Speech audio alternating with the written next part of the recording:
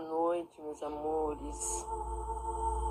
Que a paz do Senhor esteja com todos nós, principalmente com aqueles que precisam dos teus cuidados com a saúde mental e espiritual.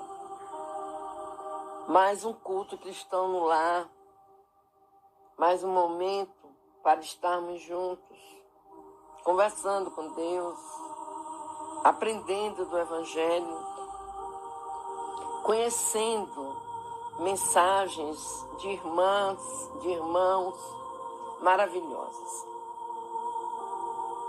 Vamos pegar nossa água para que possa ser fluidificada. Quem estiver tomando banho pode pegar a quantidade maior de água para fluidificar. Vamos lembrar dos nossos amados que se encontram precisando da vibração, da luz, da oração, do amor.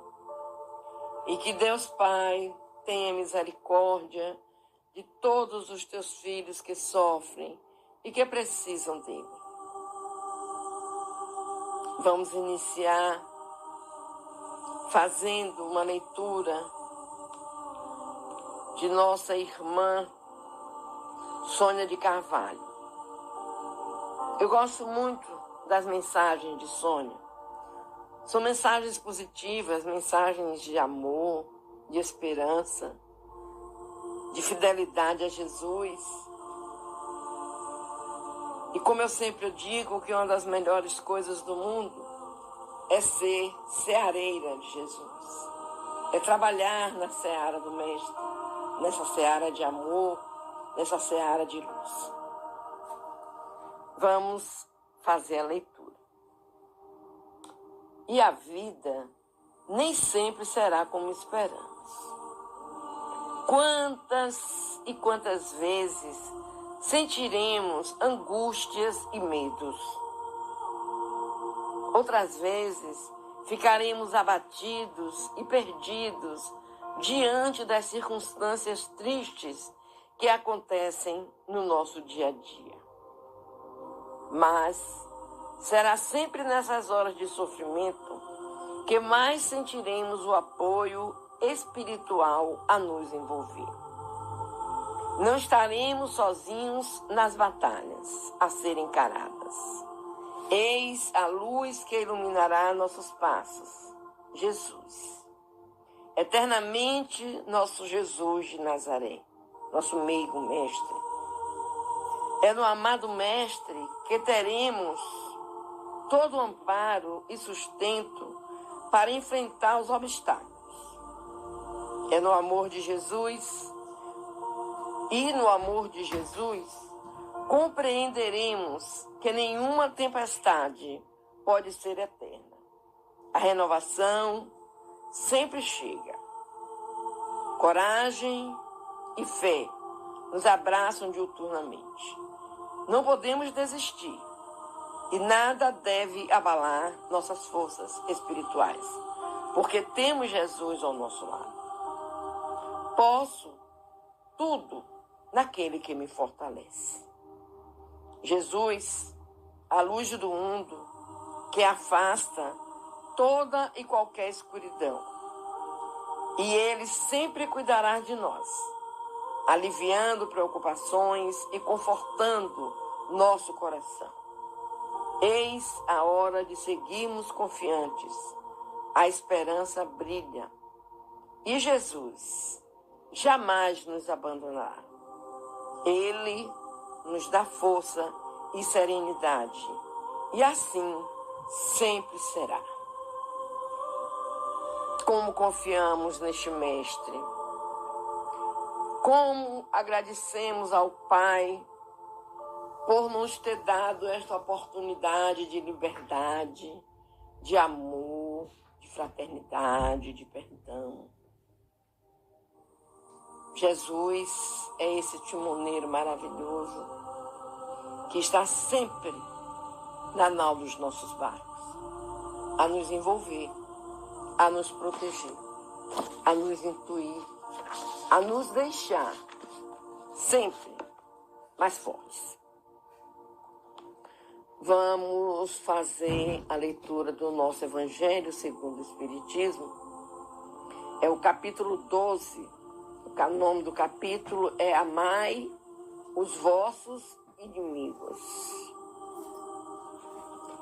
Nós vamos ler o item 9, que é uma instrução dos Espíritos para nós. O título é A Vingança. A vingança é um dos últimos remanescentes dos costumes bárbaros que tendem a desaparecer dentre os homens. É como o duelo, um dos derradeiros vestígios dos hábitos selvagens sob cujos guantes se debatiam a humanidade no começo da era cristã. Razão porque a vingança constitui indício certo do estado de atraso dos homens que a ela se dão e dos espíritos que ainda as inspiram. Portanto, meus amigos, nunca esse sentimento deve fazer vibrar o coração de quem quer que se diga e proclame espírita. Vingar-se é, bem o sabeis, tão contrário àquela prescrição do Cristo: perdoai aos vossos inimigos. Que aquele que se nega a perdoar não somente não é espírita, como também não é cristão. A vingança é uma inspiração tanto mais funesta quanto tem por companheiras assíduas a falsidade e a baixeza. Com efeito, aquele que se entrega a essa fatal e cega paixão quase nunca se vinga a céu aberto. Quando é ele o mais forte, cai qual fera sobre o outro a quem chama seu inimigo, desde que a presença deste último lhe inflame a paixão, a cólera, o ódio. Porém, as mais das vezes, assume aparências hipócritas, ocultando nas profundezas do coração os maus sentimentos que o animam. Toma caminhos escusos, segue na sombra o inimigo, que de nada desconfia e espera o momento azado para sem perigo ferir. Esconde-se do outro, espreitando de contínuo, prepara-lhes odiosas armadilhas e, sem propícia ocasião, derrama-lhe no copo o veneno. Quando seu ódio não chega a tais extremos, atacam então na honra e nas afeições. Não recua diante da calúnia e suas pérfidas insinuações, habilmente espalhadas a todos os ventos, se vão avolumando pelo caminho.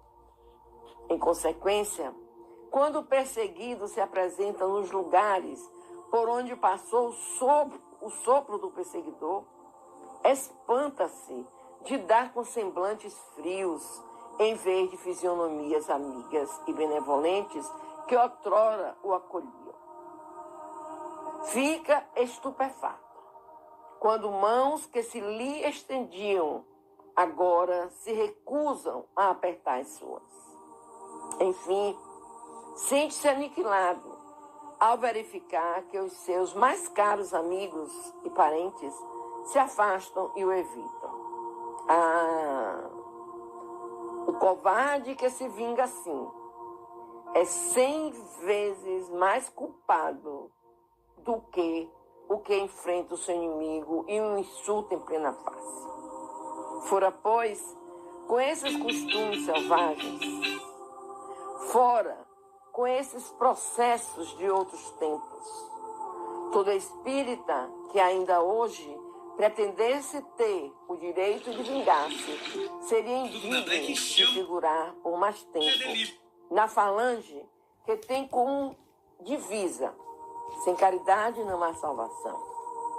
Mas não posso deter-me a pensar que um membro da grande família espírita ouse jamais, de futuro, ceder ao impulso da vingança, senão para perdoar. Júlio Olivier, Paris, 1862. Corrigindo uma frase desse último estrofe, eu falei fora, pois, não é? Fora, pois, com esses costumes selvagens. Meus amores, quando alguém chega para você e te diz, perdoa o teu inimigo, normalmente acontece. O irmão olha para o outro e diz, eu perdoar meu inimigo? Não vou perdoar nada. Ele é meu inimigo. Eu não posso perdoar meu inimigo. Eu tenho que me vingar dele. Eu tenho que mostrar para todo mundo quem é essa cara de santo. E outros impropérios mais alguns irmãos falam. Só que esses irmãos que assim reagem, esquecem-se que Jesus, numa cruz, preso de uma forma horripilante, maldosa, malvada, entre dois irmãos que estavam presos por serem ladrões. Não que por serem ladrões não são nossos irmãos, não, isso não. Mas na época se fazia questão de dizer Jesus entre dois ladrões. E na hora de seu último momento, ele vira-se para o Pai, com maior esforço, levanta um pouco a face e diz, Pai, perdoai-nos, eles não sabem o que fazem. Baixa a cabeça e dá seu último suspiro. Então, meus queridos, que pensar, que fazer num momento como esse? Jesus não devia nada. Jesus não tinha nada que lhe desabonasse a conduta. Jesus não brigava. Pelo contrário, ele transbordava amor, transbordava paz, transbordava perdão. E por que nós, seres humanos, vivendo hoje 2024 anos, menos os 33 que Jesus desencarnou, passamos as contas, dá quase 2000 anos. Nos sentimos no direito de abrir a nossa boca e dizer que não perdoa. Como eu disse no início, o perdão é a caridade mais difícil de se fazer. Porque perdão é abnegação, perdão é humildade, perdão é humanidade, perdão é ver, é sentir que do outro lado nós temos um irmão em Cristo Jesus. Perdão é caridade. Existem aqueles irmãos que, além de não perdoarem, se sentem no direito de forjarem uma teia para prenderem aqueles que eles consideram seus inimigos. É uma sordidez. É uma sordidez. Temos do outro lado aquele irmão que se enche de coragem, se enche de empáfia, enfrenta aqueles que eles consideram seus inimigos. 2 erros. 2 erros imperdoáveis. Jesus nos ensinou. Quando Pedro lhe perguntou se devia perdoar um irmão 7 vezes, Jesus lhes disse: não 7 vezes, perdoai 70 vezes, 7 vezes. Se Jesus plantou o perdão indefinidamente,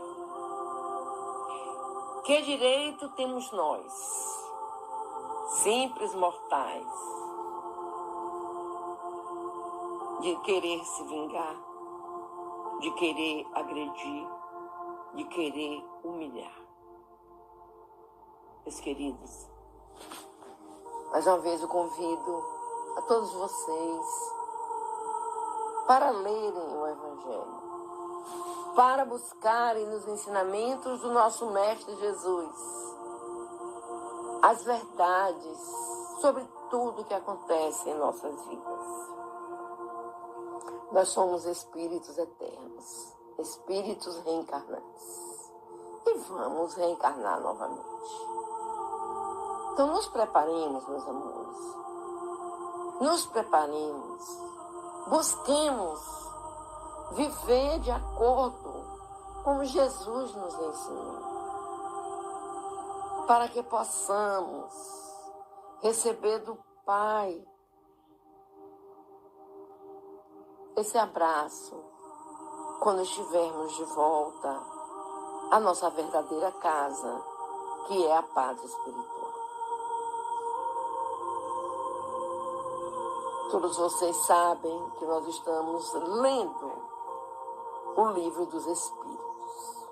Eu não digo estudando, porque o tempo é pequeno, é curto, e seria uma questão de cada vez para que se delongassem explicações. Mas se vocês tiverem o livro em casa e puderem acompanhar a leitura, vocês entenderão melhor. E o que eu mais espero, o que eu mais quero, é que vocês saibam o que os espíritos de luz, os benfeitores, os espíritos benevolentes, respondem acerca de tudo que nos move na jornada terrena. Que Deus nos abençoe e que nós possamos, sim, estarmos cada vez mais envolvidos na seara de Jesus.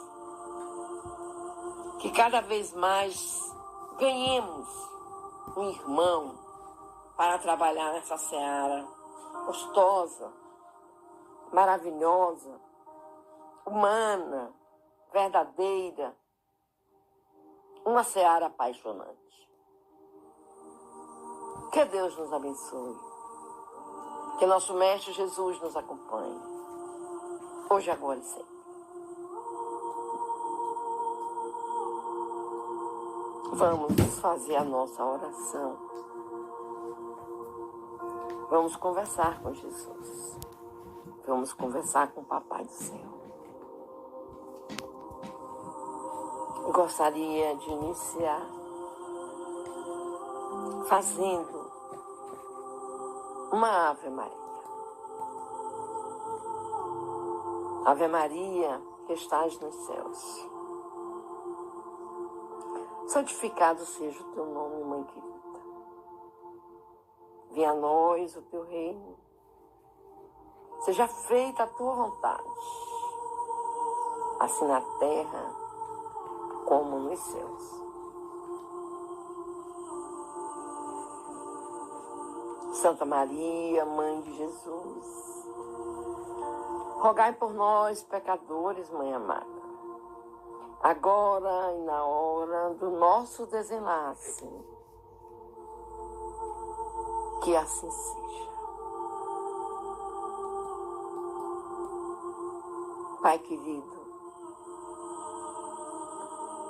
fizemos essa Ave Maria em agradecimento à menina Maria, que aceitou de prontidão servir de mãe de Jesus. De menina tornou-se mulher, mãe, com seu pequeno, que teve tudo que os nossos pequenos também têm. Cresceu, caiu, bateu o joelho, nasceu dente. E lá vai, vem aprender, vem a profissão, vem a vida, até no dia em que ele foi batizado por João Batista no Rio Jordão. Te agradecemos, Pai, pela escolha, e agradecemos a menina Maria por ter dito, já feita a tua vontade. Tende misericórdia, Pai, de teus filhos. Nós encontramos na humanidade tanta dor, tanto sofrimento, tanto medo, tanta insegurança. Às vezes, aquele pavor de continuar na vida. Nós te clamamos, Pai amado, tende misericórdia. Derrama sobre todos nós as bênçãos de luz, de paz, de esperança, pois sabemos que estamos encerrando um dia, mas se for de tua vontade, Pai amado, amanhã é um novo dia. E nesse amanhã, tudo pode acontecer. Está em tuas mãos. Cuida dos teus filhos, Pai. Abraça teus pequenos.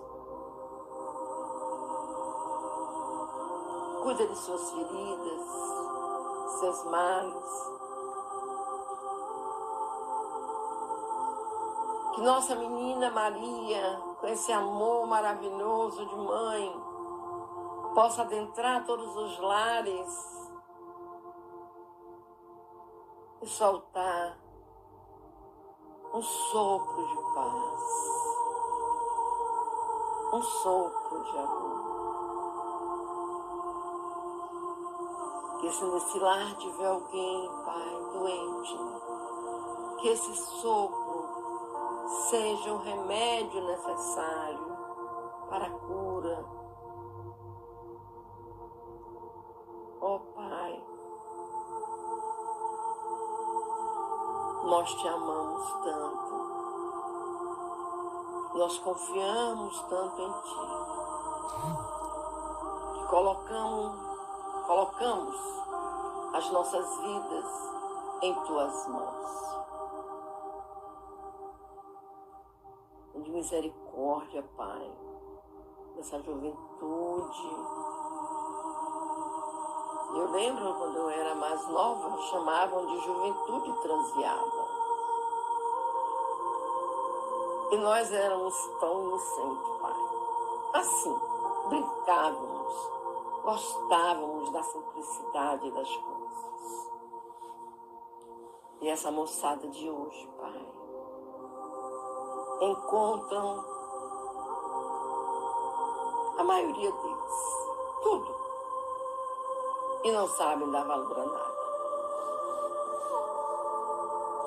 Tende misericórdia, Pai, desses irmãos, dessas crianças crescidas que se envolvem com as coisas erradas. Tende misericórdia. Que assim seja, Pai. Que assim seja. Vamos agora, meus amores, fechar os nossos olhos. Vamos lembrar de Jesus na manjedoura. Não tinha lugar para eles na estrebaria.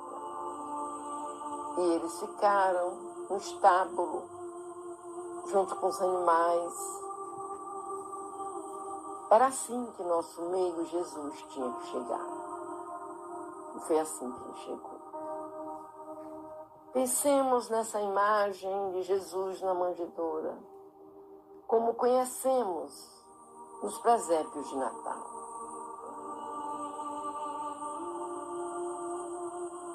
Façamos uma reverência de amor. Peçamos a espiritualidade amiga que venha colocar em nossas águas o remédio necessário para a nossa cura física, a nossa cura espiritual. Abençoa, queridos espíritos amigos, todos os espíritos reencarnantes e todos os espíritos que desencarnam. Muita paz. E vamos juntos fazermos a oração que Jesus nos ensinou. Pai nosso que estás nos céus, santificado seja o teu nome, Senhor. Venha a nós o teu reino de amor. Seja feita a tua vontade, Pai, assim na terra como nos céus. O pão nosso de cada dia nos dai hoje e sempre. Perdoa, Pai querido, as nossas ofensas, assim como nós perdoamos a quem nos tem ofendido. Nos tenham humilhado, nos tenham machucado. Que sejamos, Pai, não o ofensor, mas o ofendido. É bem melhor. Pois teu é o poder, o reino, a honra e a glória por toda a eternidade. Louvado seja a Trindade, para sempre seja louvada. Que assim seja.